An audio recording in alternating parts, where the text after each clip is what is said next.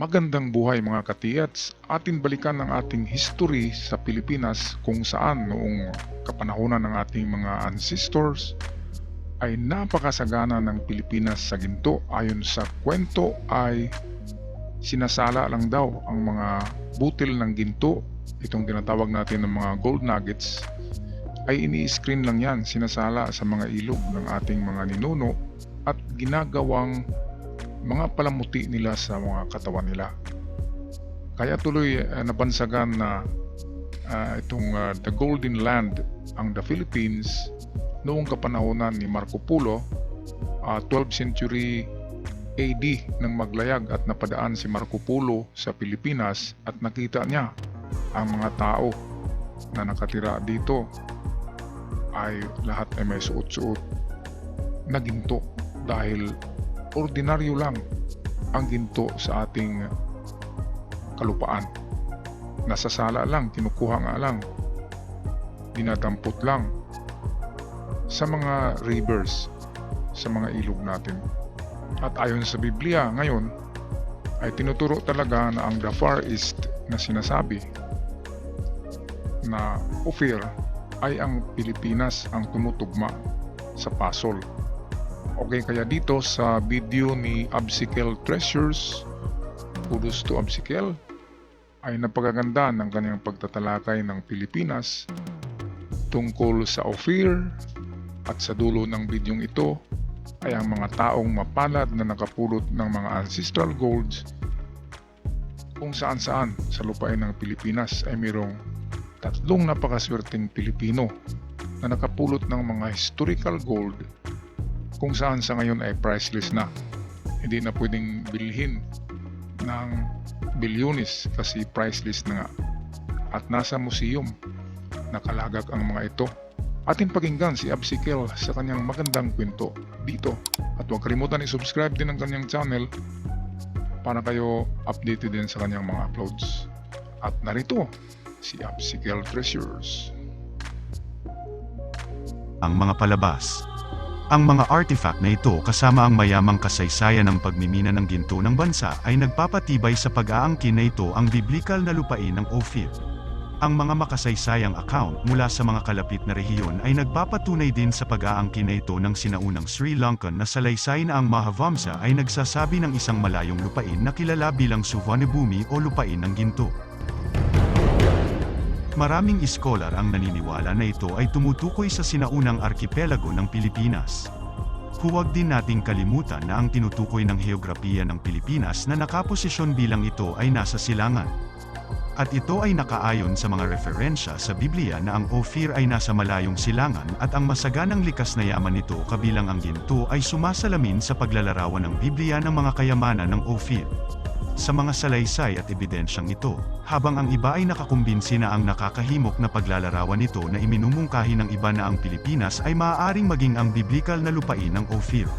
Isang pag-angkin na patuloy na humuhubog sa makasaysayang salaysay ng bansa kasama ang lahat ng ito, ang mga piraso ng ebidensya na sinasabi ng Pilipinas bilang lupain ng Ophir ay talagang nakakahimok. Noong 1917, ang imaheng agusan o tinatawag na Golden Cara ay natagpuan ng isang babaeng manobo sa pampang ng Wawa River malapit sa Esperanza, Agusan del Sur. Okay, ito yung pinakaunang nakapulot ng historical gold na na-record natin. Pero hindi natin alam marami pang nakapulot niyan. Katulad ng kaibigan ko na nakapasok sa isang kuweba sa Dalampasigan ay nakapulot siya ng mga very antique gold coins. Pero hindi yun na-record kasi bininta niya. Tinunaw niya at bininta. Hindi niya alam ang halaga ng mga century BC gold coin. At sa tingin ko yun naman ay dala siguro ng mga pirate galing China sa kapanahonan ni Limahong. Ay si Limahong ang mataas na klaseng pirata dito sa West Philippine Sea hanggang China. Okay, kaya ang Pilipinas talaga ay ang tinuturo na the Far East kung saan dito kumukuha si King Solomon ng mga ginto sa mga pulo-pulong isla ng Pilipinas. Itong Agusan Treasure naman ay maliit lang ito na manika. At ang pinakamasakit nito ay nabenta lang ito ng 4,000 pesos sa American Museum. At hanggang sa ngayon ay nandoon pa, ngunit hindi natin mabawi muli kasi tumaas na ang kanyang presyo. Million dollars na ang halaga nito. At ang Pilipinas, sad to say, ay walang pundo para bumili ng mga artifacts at historical gold na nabanggit na natin sa ating mga vlog noon. Na wala daw budget talaga ang Pilipinas. Kaya hinihingi lang ito sa mga nakapulot. Minsan kinukuha talaga ng pirsahan at hindi binabayaran ang halaga nito.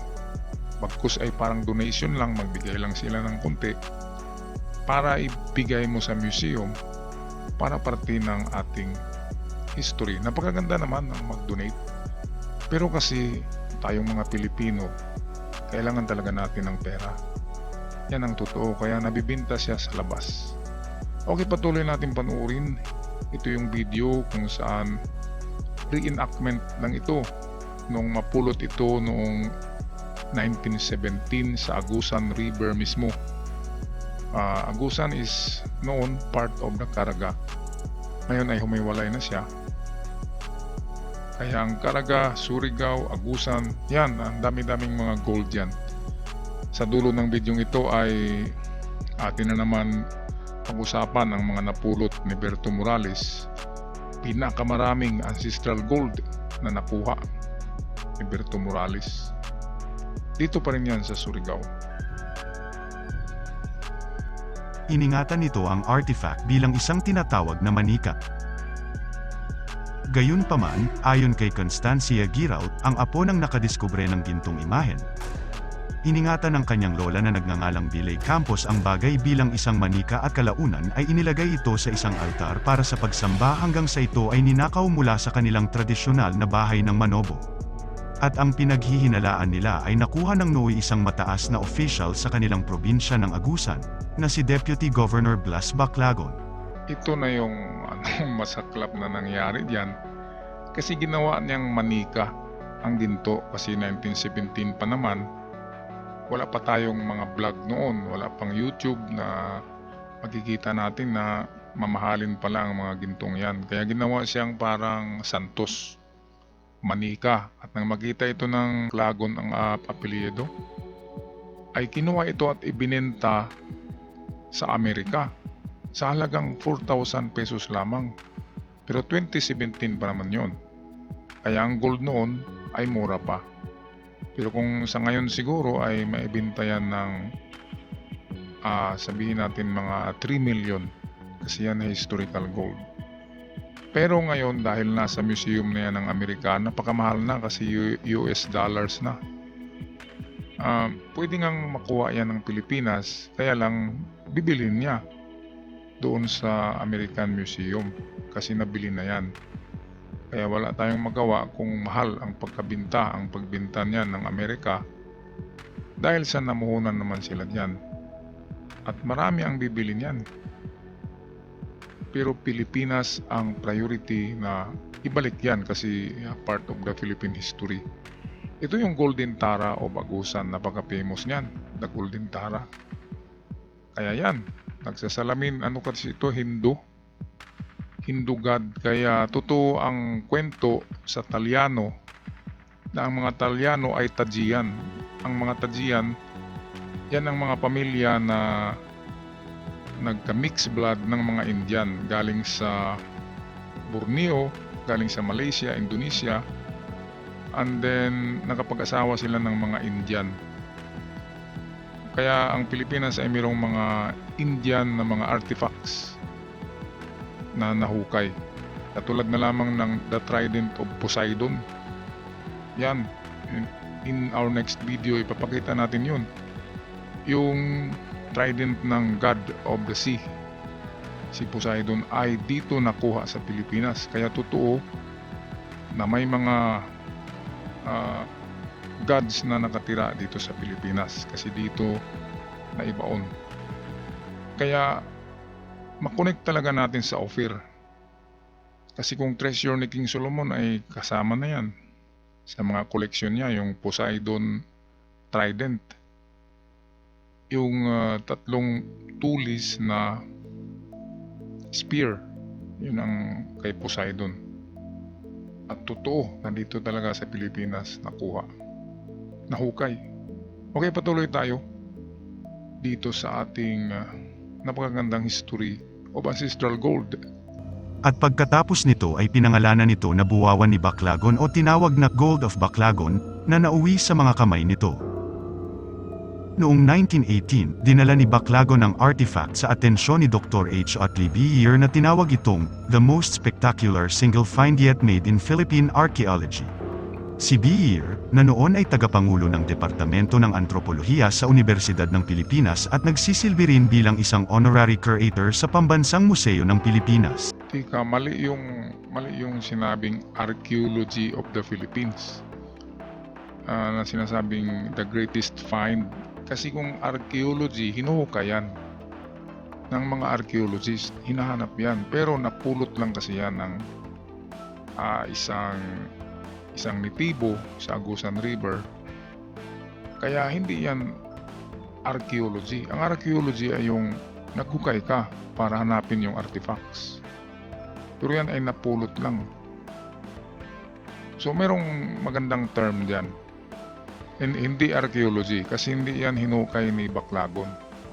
Ninakaw niya, kinuha niya doon sa altar ng nitibong babae na si Bilay ba yun? Bilay Campos.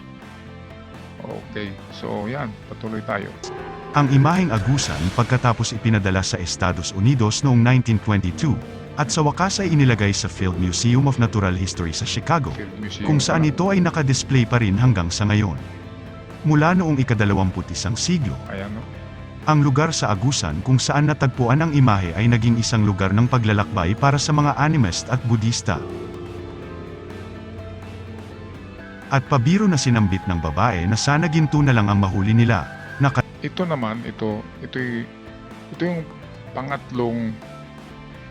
pangalawang maswerteng Pilipino na nakabingwit mismo ng gold.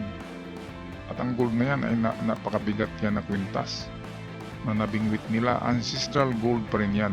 Katulad yan ng mga ginto na napulot ni Mang Berto Morales sa Surigao.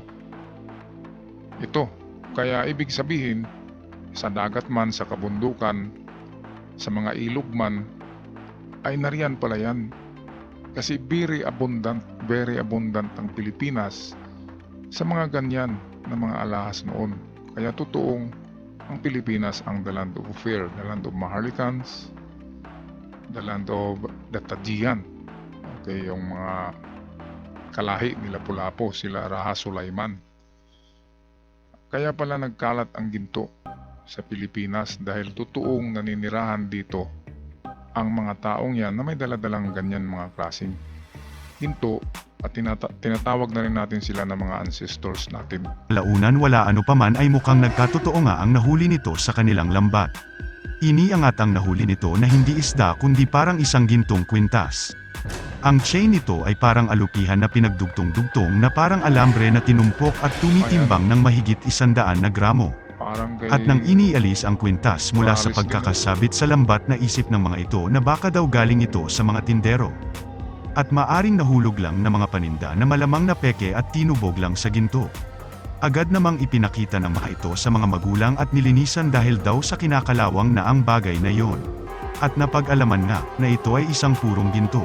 At ang item ay tinuturing na ancient na maaari daw na nawala sa ilog at inanod papunta malapit sa karagatan. Ayan.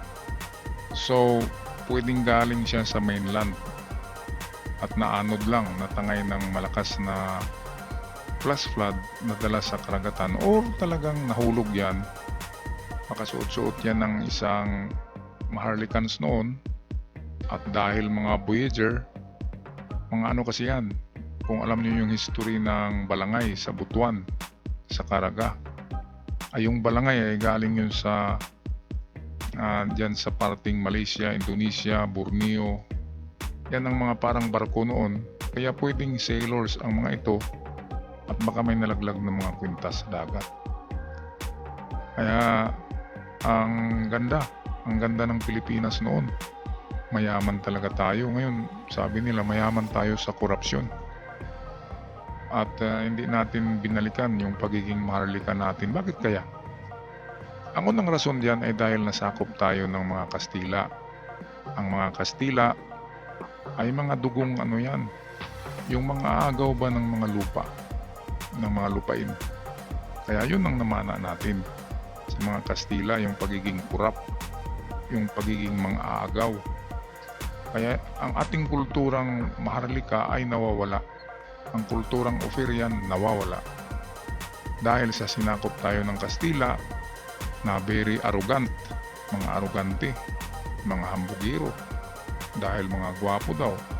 At tinatawag tayong mga Indyo, mga mangmang daw tayo. Pero yun pala ang mga ginto natin, kinukuha nila. Kaya nagkaroon si Pigapita ng Record of the Philippines as the offer sa kanilang Documentos 92 na nagsasabi na ang Pilipinas tapat ng China ay ang the land of offer na sinasabi sa Biblia. Kaya pumunta dito si Magellan para hanapin yung mga gintong yun. Pero sa pagkakamali niya ay nasagupa niya si Lapu-Lapu, which is isa sa mga Tajian. Kaya yan nagkamali sila diyan kay Lapu-Lapu. Kaya natapos ang kwento ni Magellan. Okay, so malapit na tayong matapos. Balik tayo kay Absical Treasures. At pinaniniwalaan ng karamihan na marami pang ibang nadidiscover maliban dito. Sa katunayan, pag nagkataon ang hawak nitong kwintas ng mag-asawa ay malaki raw ang pagkakahawig ng mga hawak ni Dr. Malvar na mga artifacts at sa mga nakadisplay ngayon sa mga museum. At pagkaraan nga ng ilang araw na pabalita, na napasa kamay na ang gintong kwintas sa isang private collector na naibenta lamang ng 400,000 pesos. Na ayon sa nakabili ay hindi mahalaga sa kanya kung alinmang pagkakatubog nito. Ang mahalaga sa kanya ay kung gaano ito katagal na ang basehan ay ang pagkakaroon ng historical value nito. Ang maganda diyan, 400,000, almost half a million, ay pera na. Matulungan na yung nakapulot niyan.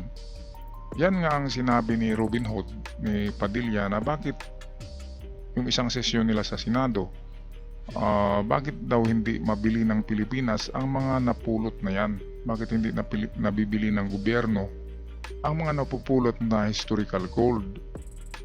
Ngayon, ang sagot ng isang expert ay dahil wala daw budget ang Pilipinas. Pero kapag gumawa sila ng mga budget for highways, road construction, mga tulay, kahit na 10 million lang yung tulay, ilalagay nila na 25 million at meron kaagad sila kalahati diyan. Pero kapag mga historical gold ay hindi nila nabibili dahil mukhang wala silang makurakot. Kaya yan, namana pa rin natin yan sa mga dugong Kastila, ang pagiging kurakot. Kaya hindi yan mawawala sa atin dahil influence na talaga tayo ng mga Kastila sa katagalan.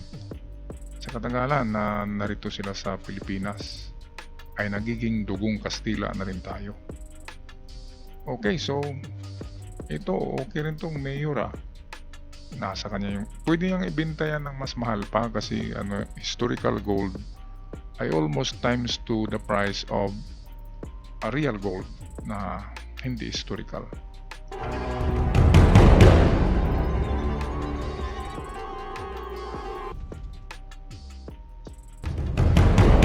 Ito naman ating balikan ito yung kwento tungkol sa napulot. Hindi naman to nahukay, talagang napulot lang na ginto ni Mang Berto Morales sa Magruyong, Ipinapakitang sibilisado na noon ang Surigao mga del Sur. malayo sa pinalabas ng mga Kastila na natagpuan nila tayong mga mangmang at walang alam kaya tayo binansagan na Indio. Pero ang mga gininto ang mga borloloy at nakapalamuti sa mga palabas ngayon ay tunay na nagpapakita na hindi raw bunga lang ng isang malikot na himahinasyon. Hango din raw ang mga ito sa mga sinaunang gintong alahas na sinusuot pa ng ating mga ninuno noon. Dito sa Ayala Museum sa Makati, kung saan matatagpuan ang exhibit na Gold of Ancestors kung saan ibinasi ang ilan sa mga kagamitan sa epic seryeng palabas na Amaya. Mamamangha ka sa mahigit 1,000 piraso ng gold artifacts na pinaniniwala ang binuo noong pang 10th century o mahigit 1,000 taon na ang nakakaraan. Ito ang mga alahas na napulot ni Mang Berto sa Magruyong, Tandag, Surigao del Sur na napakarami. Meron daw 40 kilograms mahigit na kanyang napulot na ganyan at naibinta niya. At ang maganda, halos kalahati sa 40 kilograms na napulot niya ay nandyan talaga sa Ayala Museum na pag-aari ng mga Luksins at Ayala. Kaya yan, yung iba ay natunaw na, tinunaw na nakabili, pero ang maganda, mahigit sa kalahati ng nakuha ni Mang Berto, halos isang sako yun, ay naibinta talaga sa museum. At hanggang sa ngayon ay makikita pa rin natin ang ating ancestral gold na napakaganda at mataas na uring na klaseng gold ito. May mga alahas, sinturon, figure na mythological characters at iba-iba pang kagamitan. Ayan, Ang mga Pilipino noon marunong na silang magproseso o magdisenyo ng mga alahas na gold. Kahit noon pa bago nga naligaw si Magellan at napunta sa Siguno noong taong 1521, ang mga naninirahan dito sa mga isla na ito ay gumagamit na ng ginto para sa pang-araw-araw nilang buhay. balikan natin si Magellan. Yung sinasabing Triple G na sadya ni Magellan ay God, Gold, and Glory. Glory for King Philip of Spain. Gold, yung gold talaga. And then God.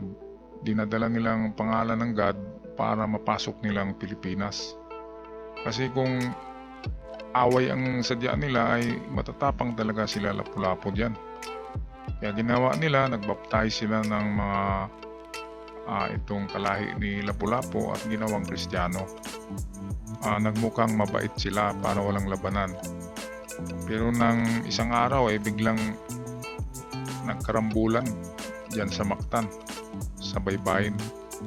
Siguro dahil na yan sa hinahanap na ginto ni Magellan. Kasi naroon sa kanilang record na sa tapat talaga ng China, sa mga isla-isla, ay nandiyan ang mga ginto na nakikita nila. Kaya yan, hindi yan nailagay sa history books na ginto talaga ang sadya ni Magellan. Katulad na rin ni Columbus, pero si Columbus ay napadpad ng hangin, napunta sa South America. Hindi niya natagpuan ang Pilipinas. Pero nauna sa dalawang ito, si Columbus 1444, si Magellan 1521, si Marco Polo ang nauna. 12th century, nauna siya ng 2 siglo. At siya mismo ang nagsabi at narinig ng mga Portuguese at Spanish na meron talagang mga ginto sa mga pulo-pulo sa tapat ng China. Okay, napaganda talaga ng kasaysayan ng Pilipinas. One day ay mabalik na rin tayo. Pabalik na tayo sa pagiging maharlikan at mawawala na yung dugong kurakot natin sana naman. Kagaya ng paggawa ng mga bowls, mga necklaces, hikaw at marami pang mga ibang bagay na gamit at gawa sa ginto. Ang mga gintong death mask naman na natagpuan ay ang ipinangtatakip sa mukha ng mga yumao noon. Itong Oton Death Mask, sa Iloilo yan nahukay sa isang kuweba na tinatawag na Oton Cave, kaya Oton Mask. Death Mask sa namamatay na mga royal family sa Iloilo noon, yan ang ginagamit na pangtakip sa mukha. Noong kapanahonan ng mga hari ay gintong barya nilalagay sa mata. Mas grabe ang Pilipinas kasi maskara, napakalaking ginto nilalagay sa mukha at kawangis sa mukha ng namatay. Talagang ginawa siya para sa namatay, kaya tinatawag na the death mask. Kaya yan, isa pa rin yan. Maswerte din ang nakakuha niyan kasi mahal ang pagkabenta niyan. Kasi art siya, ginto pa at historical pa. Kaya hindi lang pala 3 maswerteng tao ang narito sa ating video, 4 pala ito. Okay, patuloy tayo. Patunay lamang na ang ginto ay bahagi ng buhay ng mga sinaunang Pilipino mula sa kapanganakan hanggang sa kamatayan. At hindi lang yan, karamihan sa mga koleksyon na ito ng Ayala Museum ay nagtataglay ng 22 hanggang 24 na karat na gold at tinuturing na pinakamataas at pinakamagandang uri ng ginto noon. Sobrang Iyon naman yung parang ibon ito. karamihan sa mga koleksyon na ito ng Ayala Museum Halika ay natin nagtataglay ng 22 hanggang 24 na karat na gold at tinuturing na pinakamataas at pinakamagandang Ito yung parang ibon na mukhang tao. Ito'y galing sa India ayon sa research ng mga historians. Ito yung isa sa napulot ni Mang Berto. Parang ibon yan, tinatawag na kinari. Kinari from India. Yan daw ay lesser Indian god, medyo mababang klaseng god ng India. Kinari ang tawag dyan. At yan, kung napansin nyo, talagang napakalaki, napakabigat ng mga nakuha ni Mang Berto na gold. Pero anong nangyari? Dahil sa maraming nakakaalam, kinuha yung iba ng military sa kanya. At ang masakit pa doon, kaibigan niya na pari, ay hindi sinuli sa kanya ang mga ginto. Ibininta. Sabi ng pari ay nag-donate daw siya sa sambayanan, sa community, kaya naubos yung ginto ni Morales. Kaya ang nabili ni Morales ay lupain na mayroong mga niyugan at isang bungalow house.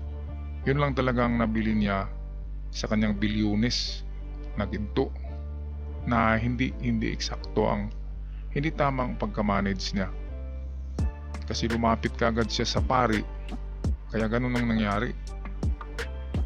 More than 50% pinabinta niya sa pari, parang administrator niya ng gold.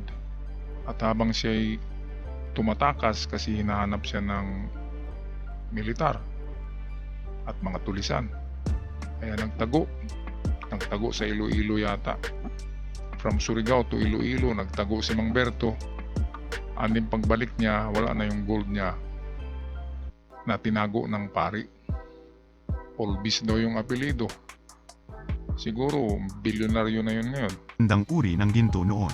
Sobrang yaman daw talaga noon ang Pilipinas sa ginto. Sinasala raw noon ng ating mga ninuno ang ginto sa ilog o batis, at sa hinuhulma o hinuhugis, Sinasala. gamit lamang ang mga sinaunang kagamitang bato.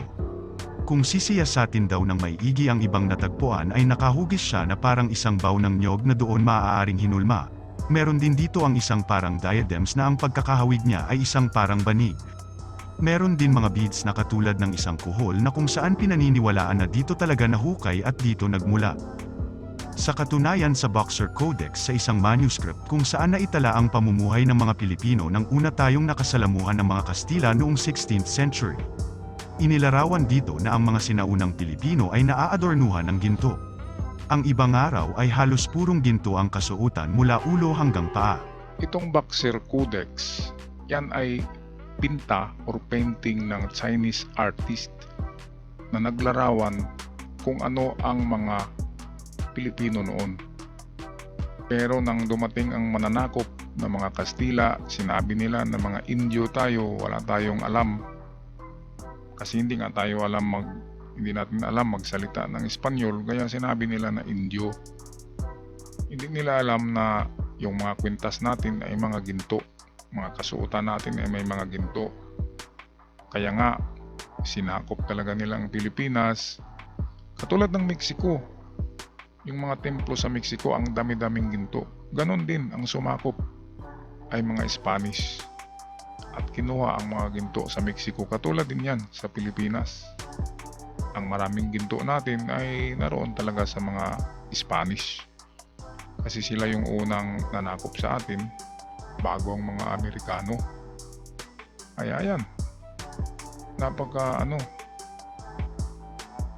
history ng Pilipinas. Ang gulo-gulo. Ito footage ko ito noon. Ginamit din yan ni Absikil. Yan yung mga napulot, aksidental na napulot ni Mang Berto doon sa Magruyong, Tandag, Surigao del Sur. Ayan Sitio Magruyong, San Miguel. Tandag yan.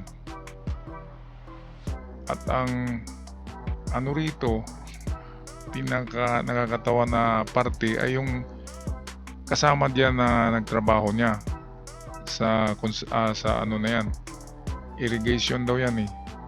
Yung isang tao diyan tinapon yung helmet na ginto. Meron diyan, no, tingnan natin, makikita nyo yan, no. Ayan, tinapon niya, oh. Akala siguro ng taong ito na kay ano yan, kay Berto, yung helmet na ginto tinapon lang. Kaya pinulot ni Berto, ayan, oh. Ayan, dagdag sa kanyang koleksyon.